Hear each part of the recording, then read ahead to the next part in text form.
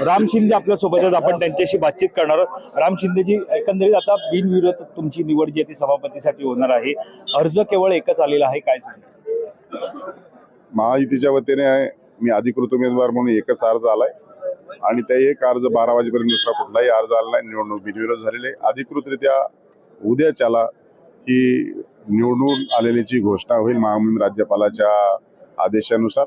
मला वाटतं सत्ताधारी पक्ष आणि जो काही विनंती ती केली आणि विरोधी पक्षांनी मान्य करत फॉर्म भरला नाही, एक चांगला संदेश या माध्यमातून राजकारणाच्या दृष्टिकोनातून राज्यामध्ये गेलेला आहे। एकंदरीत पाहायला गेलं तर नीलम गोरे सुद्धा इच्छुक होत्या, त्यांना खरं तर आश्वासन कुठेतरी शिवसेनेला असं दिल्याचं समोर होतं की सभापतीपद हे त्यांना दिलं जाईल असं।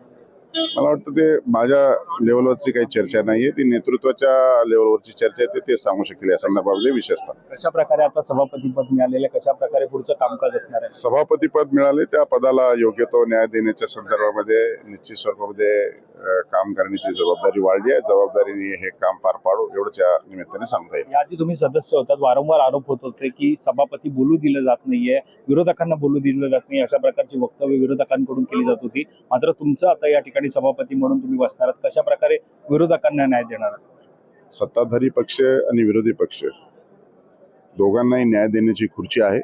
निश्चित स्वरूपामध्ये योग्य तो न्याय देण्याचा मी प्रयत्न करेन। एक शेवटचा प्रश्न, काल एक चित्र पाहायला मिळालं की तुमच्याकडून ट्विट करण्यात आलं होतं अगोदरच की माझी अधिकृतपणे निवड केल्याबद्दल धन्यवाद। ट्विट अधिकृतपणेच केलं होतं, मी काही ते डिलीट केलेलं नाही आणि आज मी उमेदवार झालेलो आहे। त्याच्यामुळं थोडा कोऑर्डिनेशनचं कमी जास्त झालं असेल तर मला माहित नाही, परंतु मला जसा वरिष्ठाचा आदेश आला त्याच्यानंतरच केलं। धन्यवाद आमच्याशी बातचीत केल्यासंदर्भात।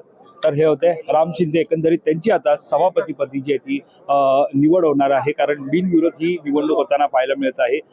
विरोध पक्षाकडून एकही अर्ज न आल्यामुळे कुठेतरी आता ही निवडणूक बिनविरोध होताना पाहायला मिळत आहे।